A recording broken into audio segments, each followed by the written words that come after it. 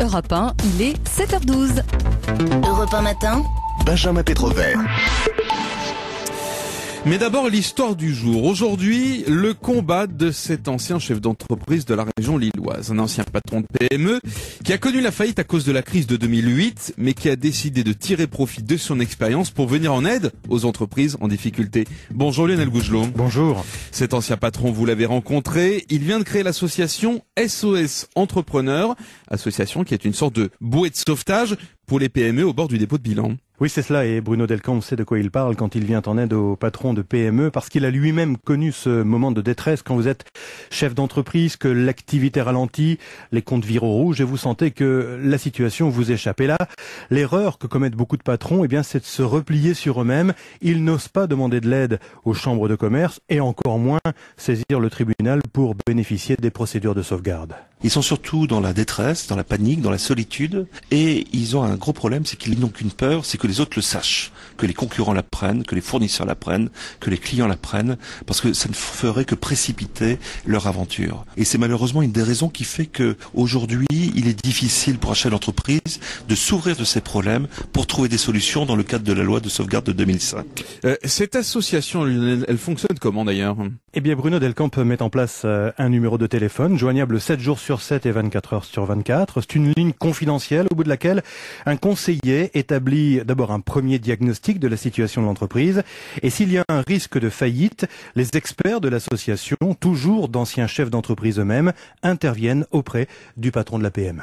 À ce moment-là, nous proposons un accompagnement de première urgence et chaque semaine, nous rencontrons le chef d'entreprise à raison d'une demi-journée à une journée par semaine pendant 3 mois et 6 mois, le temps d'envisager un rebondissement. Parce que souvent, on peut sauver l'entreprise et nous allons utiliser les compétences du chef d'entreprise, des équipes de l'entreprise pour permettre la recréation d'un nouveau modèle économique. Et en recherchant de nouveaux capitaux, par exemple, en mettant en place des plans d'économie, en travaillant sur le développement de nouveaux produits, eh bien, on parvient bien souvent à éviter la liquidation pure et simple. Et vous avez rencontré d'ailleurs des patrons qui ont bénéficié des services de cette association SOS Entrepreneurs ?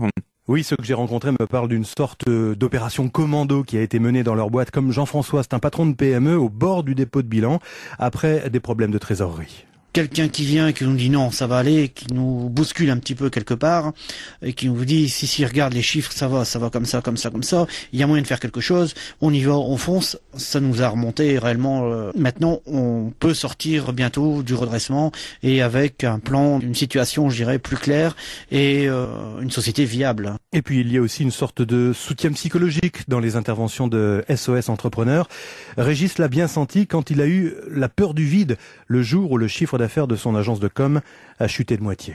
Ça peut sauver la vie d'un homme. Dans les entrepreneurs, il y a aussi des suicides. Quand on est au pied du mur, qu'on n'a plus d'issue de secours, qu'on perd toute sa réussite. On peut perdre aussi la confiance de son épouse, la confiance de ses enfants. On est abandonné, quoi. On peut, à mon avis, dans ces cas-là, rentrer dans le déraisonnable. Donc ils ont amené du raisonnable.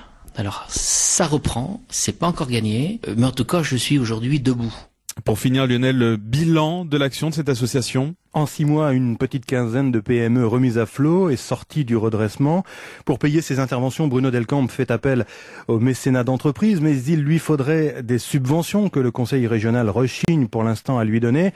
Pourtant, grâce à ce type d'accompagnement, on pourrait, selon lui, sauver beaucoup de PME en difficulté et donc des emplois. Il y a 40% de ces entreprises qui, avec une démarche d'accompagnement suffisamment en amont, pourraient sortir du lot. Or, le constat est très simple, il y a 95% de ces entreprises qui terminent en liquidation. Pourquoi ? Parce que le chef d'entreprise, qui est le seul responsable, s'y prend beaucoup trop tard. Et lorsqu'il approche le tribunal de commerce, c'est déjà trop tard et l'entreprise est totalement vidée de ses capacités de rebondissement. Alors Bruno Delcamp ne désespère pas de trouver les financements dont il a besoin parce que la lutte contre le chômage passe d'abord par le soutien aux petites et moyennes entreprises. Voilà pour cette association bouée de sauvetage pour les PME au bord du dépôt de bilan SOS Entrepreneurs. Merci Lionel Gougelot, correspondant à Lille pour Europe 1. Il est 7h16.